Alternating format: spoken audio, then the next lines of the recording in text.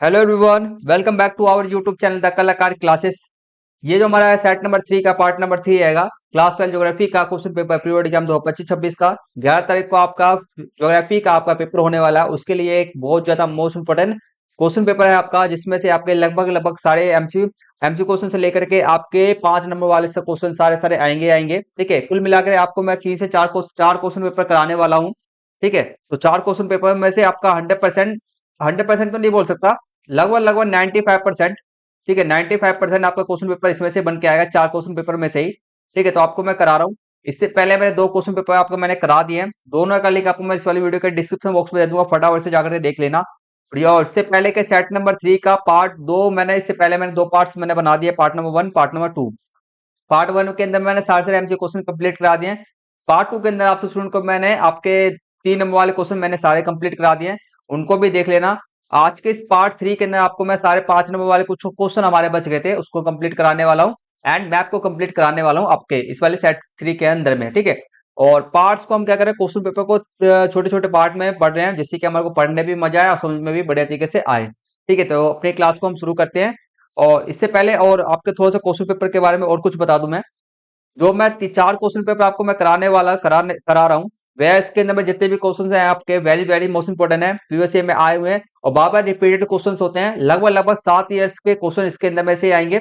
जो आपको 4 question paper करा रहा हूँ, लगभग लगभग 7 ईयर्स के सारे सारे क्वेश्चन आपको देखने को मिल जाएंगे। तो क्वेश्चन पेपर सारे सारे मोस्ट इंपोर्टेंट है, जरूर देखना। आपके प्री बोर्ड एग्जाम के अंदर में प्लस में सीबीएसई बोर्ड एग्जाम के अंदर में आपको 70 में से 70 मार्क्स पूरे पक्के करने हैं, तो जरूर देखना। ठीक है, सारे सारे वीडियोस के सारे सारे क्वेश्चन पेपर के वीडियोस को। तो लेट्स डू इट, क्लास को स्टार्ट करते हैं। क्लास को स्टार्ट करने से पहले आप स्टूडेंट को 2 काम करना जरूरी होता है। पहला, हमारे यूट्यूब चैनल को सब्सक्राइब करके पहले के बटन कौन पे सेट करना होता है। दूसरा, इस वाली वीडियो को लाइक करना होता है। जितने ज्यादा सब्सक्राइब करोगे, लाइक करोगे, आपके लिए मैं मोस्ट मोस्ट इंपोर्टेंट वीडियो को बना के देते रहता हूँ। ठीक है, क्लास 12 के अंदर मैं आपको फिजिकल एजुकेशन भी आपको मैं पढ़ाता हूँ, तो उसके लिए इसके फिजिकल एजुकेशन के क्वेश्चन पेपर के लिए भी मुझे सब्सक्राइब करके रख लो। आपको 70 में से 70 मार्क्स पूरे अचीव कराने में बहुत ज्यादा हेल्प करता हूं मैं। प्लीज सब्सक्राइब और लाइक जरूर करना। और क्लास का पीडीएफ चाहिए, नोट्स चाहिए, तो हमारे व्हाट्सएप ग्रुप या टेलीग्राम ग्रुप को ज्वाइन कर लेना, आपको मिल जाएगा। तो लेट्स डू इट, क्वेश्चन को स्टार्ट करते हैं। और क्वेश्चन को स्टार्ट करने से पहले आपको क्या ये एक चीज याद रखना, फोकस बनाकर रखना। ठीक है, क्लास में पूरा फोकस बनाकर रखना शुरू से एंड तक, ताकि आपको बढ़िया तरीके से समझ में आए, हर एक क्वेश्चन बढ़िया तरीके से। और क्लास के अंदर में लगभग लगभग सारे क्वेश्चन के आंसर आपको मैं याद करा दूंगा, तो क्लास में पूरा फोकस होकर के रहना। फर्स्ट क्वेश्चन देखो, इससे पहले के जो क्वेश्चन हमारे थे 24 तक हमने क्वेश्चन कर लिया था, 5 नंबर का एक क्वेश्चन हमने कंप्लीट कर लिया था पिछली पार्ट 2 के अंदर में। ठीक है, तो पार्ट 3 के अंदर में बेसिकली जो हम करने वाले हैं वह हमारे 5 मार्क्स वाले सारे क्वेश्चन और मैथ्स के क्वेश्चन हम कंप्लीट करने वाले हैं। तो क्वेश्चन नंबर आपका जो फर्स्ट आएगा 5 का, ठीक है, सेकंड बोलेंगे 25। छोटे पैमाने के उद्योगों के विकास से भारत, चीन और ब्राजील, इंडोनेशिया जैसे देशों को कैसे लाभ हुआ, और प्रौद्योगिकी ध्रुव क्या है, कोई 2 उदाहरण दीजिए। ठीक है, छोटे पैमाने के जितने भी उद्योग होते हैं, उद्योग धंधे होते हैं, उससे अपने छोटे छोटे इलाके हो गए, ठीक है, शहर सब हो गया, राज्य हो गया, इससे ना बहुत ज्यादा वहां पर जितने भी लोग होते हैं उनको रोजगार मिलता है, विकास होता है देश का उससे। और छोटे छोटे उद्योगों से भी देश की जीडीपी हो गया, देश का आर्थिक विकास हो गया, वह बढ़ता है। तो कैसे लाभ मिला वो हमारे को बताना है, और प्रौद्योगिकी दुरुप किसे कहते हैं वह हमारे को बताना है। तो कैसे कैसे देखो, छोटे पैमाने के उद्योगों के विकास के लाभ जो है वह आपको मैं बताता हूँ। पहला लाभ होगा रोजगार के अवसर। दूसरा है शहर रहन सहन की दशाओं में सुधार हुआ। तीसरा आपका कार्य शक्ति में वृद्धि। ठीक है, कार्य शक्ति के अंदर में पैसे के अंदर में क्या हुआ, वृद्धि हुई। नेक्स्ट आपका आएगा संतुलित क्षेत्रीय विकास। संतुलित क्षेत्रीय, हर एक क्षेत्र का विकास हुआ संतुलन संतुलन में। संतुलित मतलब हर एक क्षेत्र का बराबर विकास हुआ। कौशल विकास में सहायक, सभी के स्किल विकास के अंदर स्किल को डेवलप किया। तो ये टोटल आपके 5 है, और हमारे 3 वाक्य सहित, कोई 3 हमारे को वाक्य सहित करना है। वाक्य मतलब कि रोजगार के अवसर हर एक क्षेत्र के अंदर में जैसे कि आपको इसका जैसे कि 3 कोई भी चुन लेना, उसके आपको थोड़ा थोड़ा लाइन बढ़ा के लिख देना, एक एक लाइन ना थोड़ा सा बढ़ा के मतलब कि इसके बारे में लिख देना, रोजगार के अवसर के बारे में। इससे छोटे पैमाने के उद्योगों से ऐसे लिखना, छोटे के पैमाने के उद्योगों से अधिक लोगों को रोजगार मिलता है। ठीक है, ऐसे लिख देना। और छोटे पैमाने के उद्योगों से रहन सहन की दशाओं के अंदर में सुधार होता है, लोग अच्छी जगह पे जाकर के रहते हैं, साफ सुथरी जगह पे रहते हैं। ठीक है, तो ये सब आप बना बना के थोड़ा सा लिख देना। नेक्स्ट जो हमारा था वह हमारे को बताना था प्रौद्योगिकी ध्रुव किसे कहते हैं। वह देखो, ऐसे उच्च, ठीक है, ऐसे उच्च प्रौद्योगिकी उद्योग, ठीक है, ऐसे उच्च प्रौद्योगिकी उद्योग जो प्रादेशिक संकेतित संकेतित होते हैं, जो प्रदेश प्रदेश मतलब किसी राज्य के अंदर में क्या बहुत संख्या के मतलब की संख्या में रहते हैं, ठीक है। किसी राज्य प्रदेश मतलब कि राज्य के अंदर में संकेंद्रित, संकेंद्रित मतलब है कि आप एक तरह संकेंद्रित का मतलब होता है केंद्र के अंदर में, ठीक है। किसी राज्य के में अंदर में रहना, किसी राज्य के अंदर में केंद्र में रहना, केंद्र पे भी बोल सकते हो। और संकेंद्रित का मतलब होता है अधिक संख्या में, ठीक, अधिक संख्या में। तो ये आपका मतलब होता है, मतलब कि सीधे सीधे बोल सकते हो ऐसे उद्योग, ठीक है, ऐसे उच्च प्रौद्योगिकी उद्योग जो प्रदेश के अंदर में किसी भी राज्य के अंदर में स्थित होते हैं और किसी भी राज्य में स्थित होते हैं और आत्मनिर्भर एवं उस विशिष्टता के लिए होते हैं, आत्मनिर्भर खुद पे निर्भर रहते हैं, अपना उच्च विशिष्टता इस पर मतलब कि हाई स्पेसिफिक होते हैं, बहुत ज्यादा उनके पास में क्वालिटी हो, मतलब कि उनके पास में जो गुण होते हैं बहुत ज्यादा होते हैं, उन्हें हम क्या कहते हैं, उन्हें प्रौद्योगिकी ग्रुप कहते हैं, ठीक है। जिनके पास उच्च प्रौद्योगिकी उद्योग जो किसी भी राज्य के अंदर में स्थित होते हैं और किसी और राज्य के लिए बहुत ज्यादा क्या रहता है, वह महत्वपूर्ण रहते हैं, आत्मनिर्भर रहते हैं एवं उच्च विशिष्टता के लिए होते हैं, उन्हें प्रौद्योगिकी ध्रुव कहते हैं। और जैसे कि सैन फ्रांसिस्को के समीप सिलिकॉन घाटी हो गया और सियाटल के समीप सिलिकॉन और वन प्रौद्योगिकी ध्रुव के कुछ के अच्छे उदाहरण हैं। तो ये आपके उदाहरण हो गया। और भारत के अंदर आपका हो गया जैसे कि कर्नाटक हो गया, क्या हमारा प्रौद्योगिकी केंद्र है, राज्य बोल सकते हो, ठीक है। और प्रौद्योगिकी ध्रुव भी बोल सकते हो हमारे को इसको, मतलब कि कोई सा भी ऐसा राज्य जहाँ पे पूरे टेक्नोलॉजी के लिए हमारा वह क्षेत्र क्या हो जाना जाता हो, टेक्नोलॉजी के लिए क्षेत्र जाना जाता हो, हाई टेक्नोलॉजी का यूज किया जाता हो क्षेत्र के अंदर में, राज्य के अंदर में, तो उसको प्रौद्योगिकी ध्रुव कहते हैं।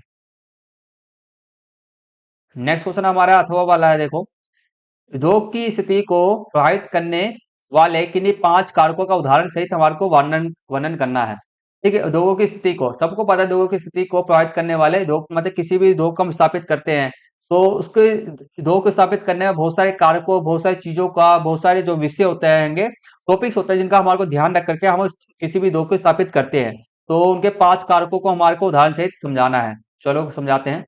तो पहला कारक आप लिख सकते हो बाजार तक अभिगम्यता, ठीक है। बाजार तक अभिगम्यता, देखो, उद्योग की स्थापना में सबसे प्रमुख कारक उसके द्वारा उत्पादित माल के लिए उपलब्ध बाजार का होना, ठीक है। तो सबसे पहले क्या होना, बाजार का उपलब्ध, ठीक है, बाजार का होना पहला मेन कारण ये हो गया। और ठीक है, तो पहला आप ये इतना पॉइंट ले सकते हो, 5 नंबर का है, तो आप ये जैसे जब मैं बता देता हूँ। और जैसे कि एक और रुक जाओ, बाजार से तात्पर्य है उन क्षेत्रों से तैयार वस्तुओं की मांग वहां के निवासियों में खरीदने की क्षमता काय सकती है, ठीक है। तो ये आप यहाँ से लेकर के यहाँ तक इतना बड़ा बड़ा लिखने की जरूरत नहीं है आपको, यहाँ से लेकर के यहाँ तक एक पॉइंट आपका हो गया, ठीक है।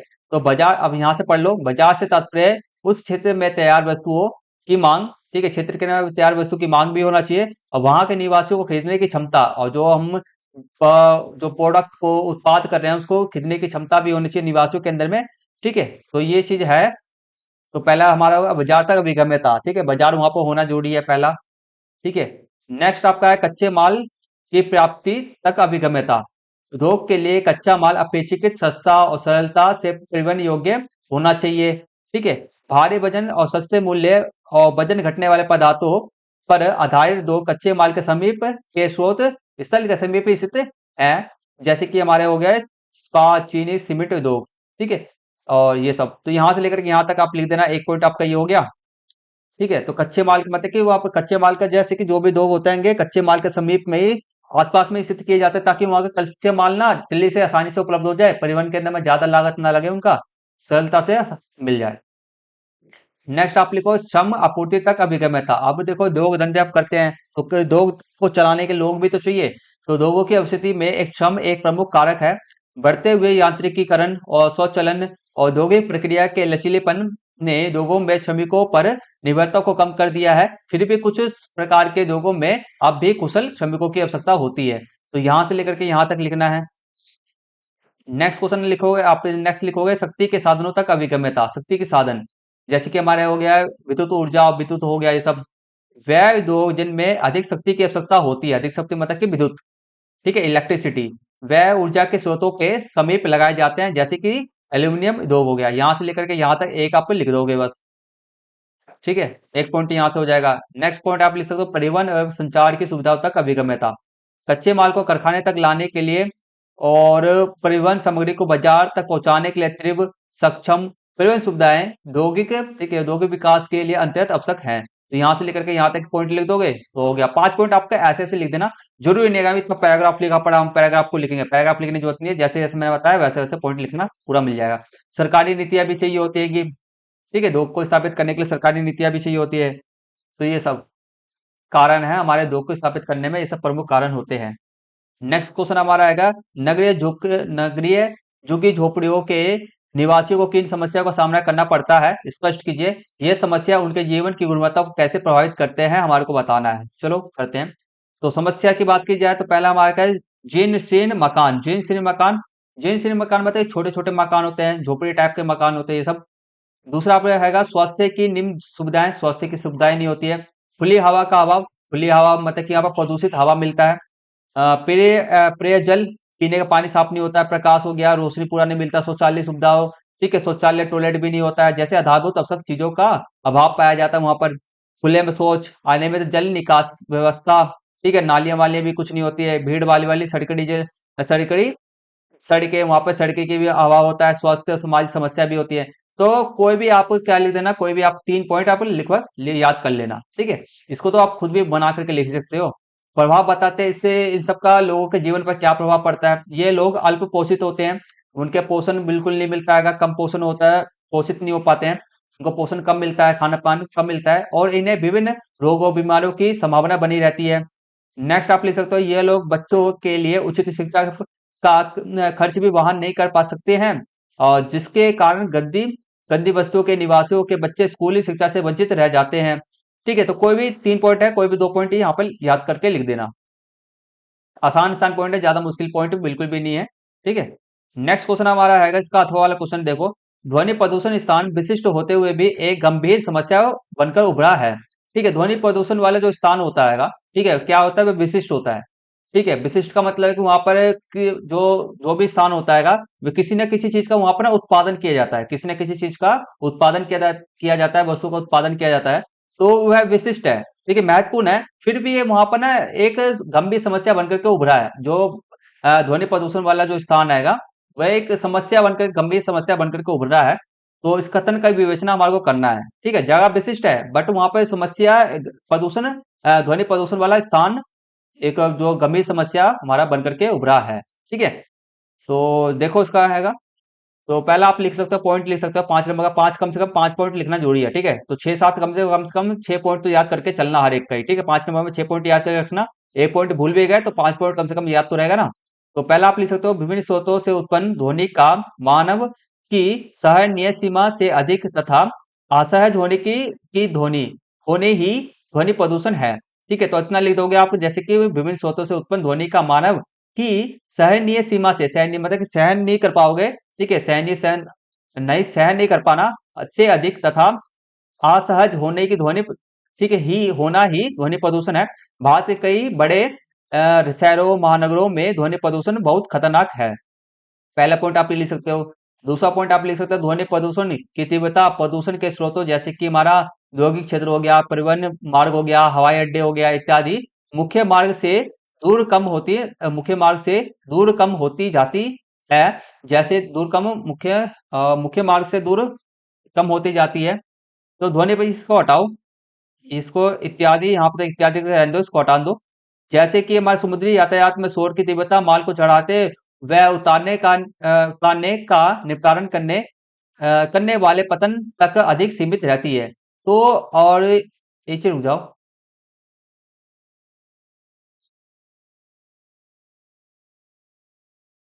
ठीक है। अब देखो यहाँ पे कहा क्या जा रहा है, ध्वनि प्रदूषण, देखो फिर से समझते हैं इस वाले पॉइंट को। ध्वनि प्रदूषण की तीव्रता प्रदूषण के स्रोत जैसे कि यहाँ पर औद्योगिक क्षेत्र हो गया, परिवहन हो गया, हवाई हवाई अड्डे इत्यादि इत्यादि मुख्य मार्ग से दूर कम होती जाती है।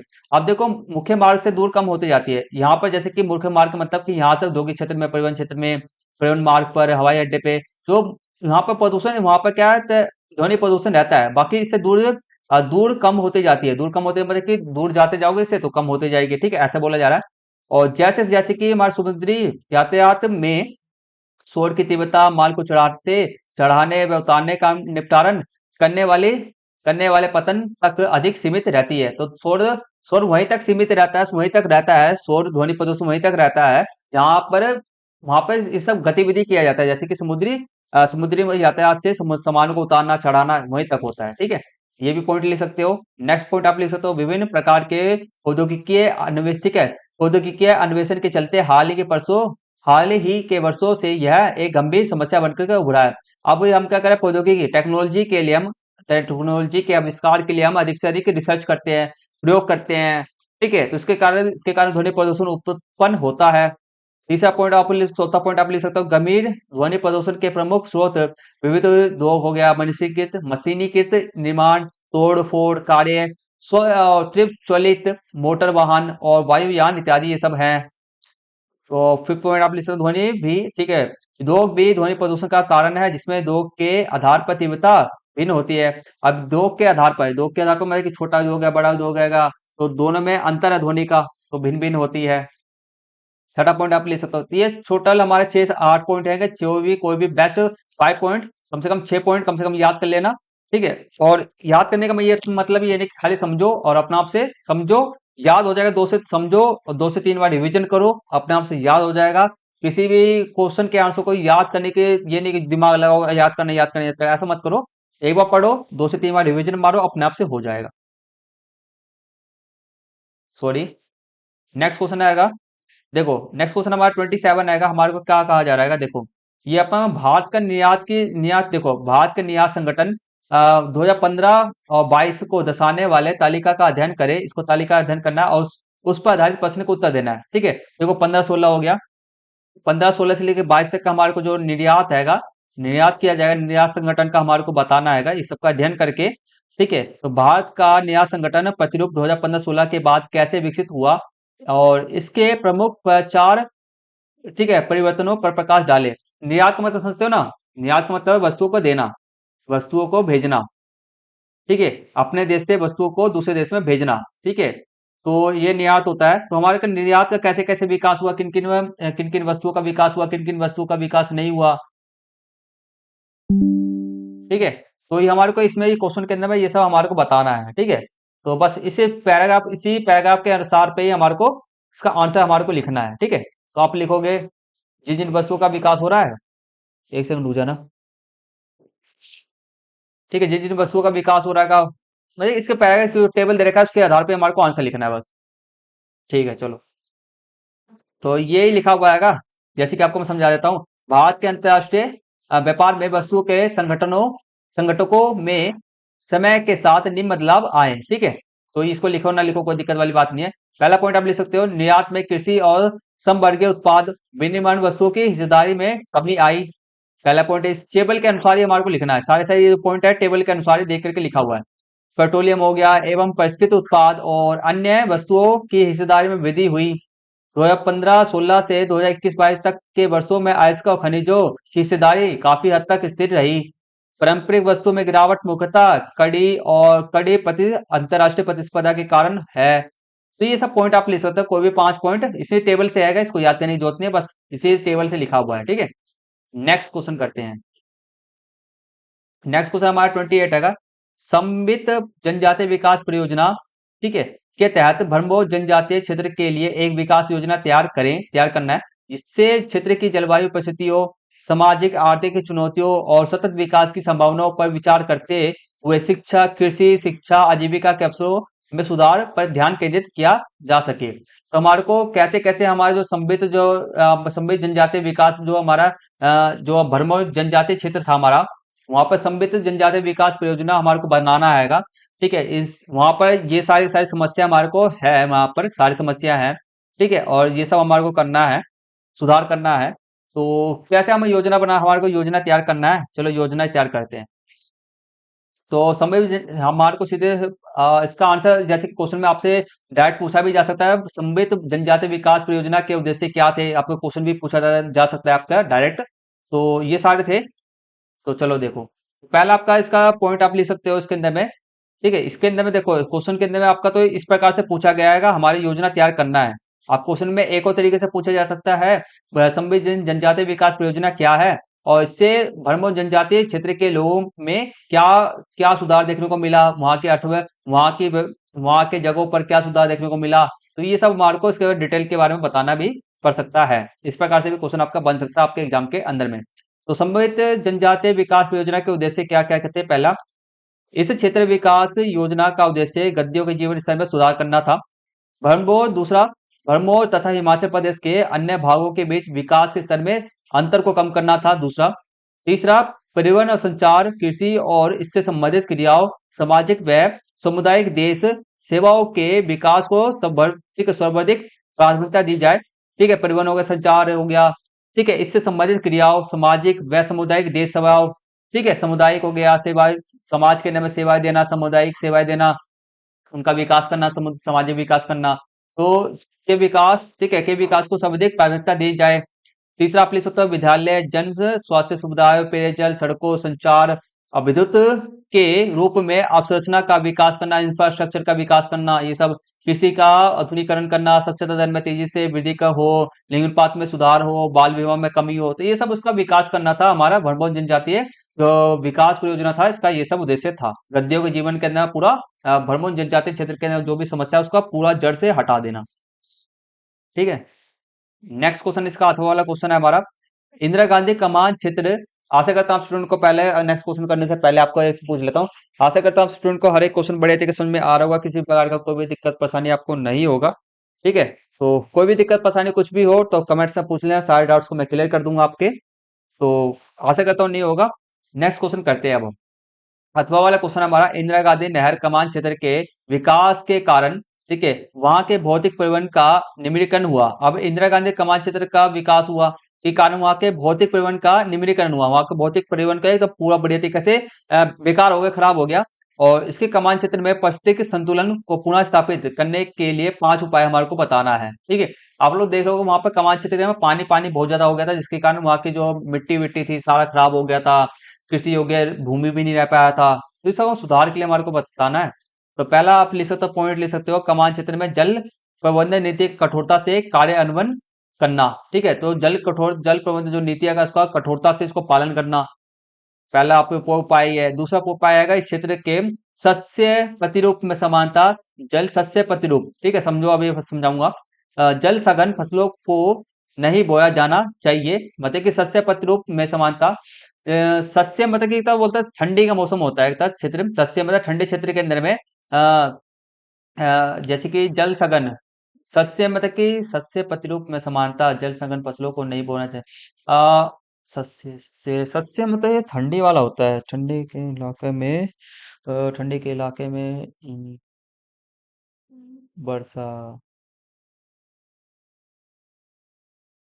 हम्म, ये सस्य को अभी, सस्य का जो मतलब है आपको मैं बता दूंगा, कमेंट्स करने बता दूंगा। ठीक है, तो इस क्षेत्र के सस्य प्रतिरूप में समानता, जल सघन फसलों को नहीं बोया जाना चाहिए। जल सघन फसलों का मतलब है कि, इसका मतलब यह है कि यहाँ पर ना जो भी अधिक से अधिक, जो भी ऐसा फसल है जो अधिक से अधिक जल लेता हो, जल जल जिसके अंदर जल को, जिसको उगाने के अंदर में अधिक से अधिक जल लगता हो, तो उसको नहीं बोना चाहिए। और इसका पालन करते हुए किसानों का बगाती, ठीक है, बगाती कृषि के अंतर्गत खट्टे फलों की खेती करनी चाहिए। ठीक है, तो वहां पर खट्टे फलों की खेती, यहाँ पर जैसे मतलब कि फसलों, ऐसे फसलों उगाओ जिससे कि पानी की कमी, उसको पानी की कमी, पानी अधिक से अधिक नहीं चाहिए हो। ठीक है, तीसरा पॉइंट आप लिख सकते हो, कमान क्षेत्र विकास का क्रम, जैसे कि नालों को पक्का बनाना, भूमि विकास तथा समतलन और बाड़बंदी ओसरा पद्धति। ठीक है, पद्धति प्रभावी। इसका मतलब बाड़बंदी, बाड़बंदी का मतलब क्या होता है, बाड़बंदी पद्धति प्रभावी। इसका मतलब ये होता है कि जैसे कि जो भी तटीय क्षेत्र होते हैं, ठीक है, जहां पर तटीय क्षेत्र होते हैं, तटीय क्षेत्र सब हैंगे। ठीक है, तो नहर झील से ये सब हो गया, नहर सब हो गया, तटीय क्षेत्र होता है, वहां पर ना साइड साइड से किनारे किनारे पे क्या लगाना, पेड़ पौधों को लगाना, जिससे कि हमारा मृदा पादन हो गया, ठीक है, मिट्टी का घटाव हो गया, ये सब ना हो, इसको बाड़बंदी कहते हैं। प्रभावी रूप से कार्य निवृत्त की जाए और ताकि बहते जल की क्षति कम, क्षति मार्ग में कम हो सके। ठीक है, तो बहते जल, जल भी वहां पर क्या क्षति, जल का नुकसान कम हो सके। नेक्स्ट पॉइंट आप लिख सकते हो, इस प्रकार जल का अंततः लवणता से प्रभावित भूमि का पुनरुद्धार किया जाए। अब वहां पर जल का अंततः मतलब कि अधिक जल हो जाने पर मिट्टी में, ठीक है, जमीन पर अधिक जल हो जाने के कारण, ठीक है, वहां पर लवणता फैल गया, जल का अंततः आ गया, जल वहां पर पूरे जमीन में फैल गया, और मिट्टी के अंदर में देख सकते हैं लवणता आ गया। तो वहां पर कैल्शियम, क्या किसका उपयोग करना चाहिए, calcium, calcium carbonate, calcium carbonate, calcium carbonate यही है ना, लवणता कैल्शियम हाइड्रोक्साइड या कैल्शियम कार्बोनेट, याद नहीं आ रहा, कैल्शियम कार्बोनेट या कैल्शियम हाइड्रोक्साइड का यूज करके हम मिट्टी को हम फिर से ना सही कर सकते हैं। तो मतलब कुल मिला के मिट्टी का वो फिर से सही करना मिट्टी को। नेक्स्ट इसका पॉइंट आप लिख सकते हो, वनीकरण हो गया, वृक्षों का रक्षण, मेखला का निर्माण करना। वृक्ष का रक्षण, मेखला का निर्माण करना। मेखला यहाँ पे क्या है, जैसे कि अधिक से अधिक पेड़ पौधों को लगाना, ठीक है, वृक्षों का रक्षण, वृक्षों का रक्षा करना, मेखला का निर्माण करना, अधिक से अधिक जो अधिक से अधिक पेड़ पौधों को लगाना, ये चीज।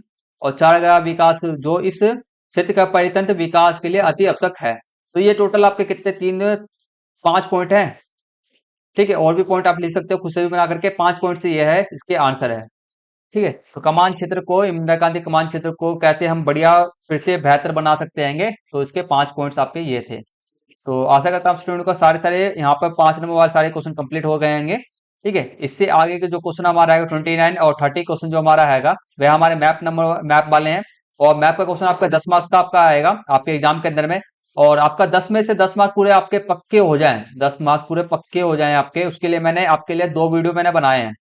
2 वीडियो मैंने बना दिएगा, और 15 से 20 मिनट का वीडियो, ज्यादा लंबा लंबा वीडियो भी नहीं है, जिससे कि आपका एक 2 वीडियो बनाए। एक तो इंडिया को मैप के ऊपर वीडियो वीडियो बनाया मैंने, और एक वीडियो मैंने बनाया है वर्ल्ड के मैप के ऊपर मैंने वीडियो बनाया है, जिसके अंदर आपको मैंने सारे सारे मैप वाले जितने भी मैप्स इंपॉर्टेंट मैप सारे कंप्लीट करा दिए। दूसरे वाले में वर्ल्ड के मैप के अंदर सारे इंपॉर्टेंट मैप्स मैंने कंप्लीट करा दिए हैं। दोनों वीडियो लिंक आपको मैं इस वाले वीडियो के डिस्क्रिप्शन बॉक्स में दे दूंगा। आपको मैं 100% गारंटी देता हूँ, एक नंबर भी आपका नहीं कटेगा। वीडियो को देख लेना और प्रैक्टिस कर लेना, खाली मैप करने में कौन कौन से स्थान पे कौन कौन सा जगह हैगा, आपको लिख करके देता हूँ। आपको 10 में से 10 मार्क्स कोई भी आपसे छीन नहीं सकता है, ठीक है। तो जरूर देख लेना वीडियो का लिंक आपको मैं इस वाली वीडियो का डिस्क्रिप्शन बॉक्स में दे दूंगा। और इस वाली क्लास को हम यहाँ पे फिनिश करते आएंगे, ठीक है। हमारा पार्ट जो फिनिश करते हैं, सेट नंबर 3 हमारा कंप्लीट हो गया। सेट नंबर 4 हमारा जल्दी से ही आने वाला है, जल्दी अपलोड कर दूंगा अपने यूट्यूब चैनल पे। उसके लिए आपको हमारे यूट्यूब चैनल को सब्सक्राइब करके रख लो, लाइक बटन को ऑन पे सेट कर लेना, तब भी जब भी हमारा मैं आपके लिए अपलोड करूँ सेट नंबर 4, आपको जल्दी से जल्दी देखने को मिल जाए। सब्सक्राइब करके रख लो अभी के अभी, और वीडियो को लाइक कर देना, अपने दोस्तों के साथ में शेयर कर देना, वीडियो पे कमेंट करना मत भूलना। मिलते हैं इसी तरह के इंपॉर्टेंट वीडियो के साथ में, तब तक के लिए टेक केयर, टेक बाय, जय हिंद, जय Bharat. Thank you for watching.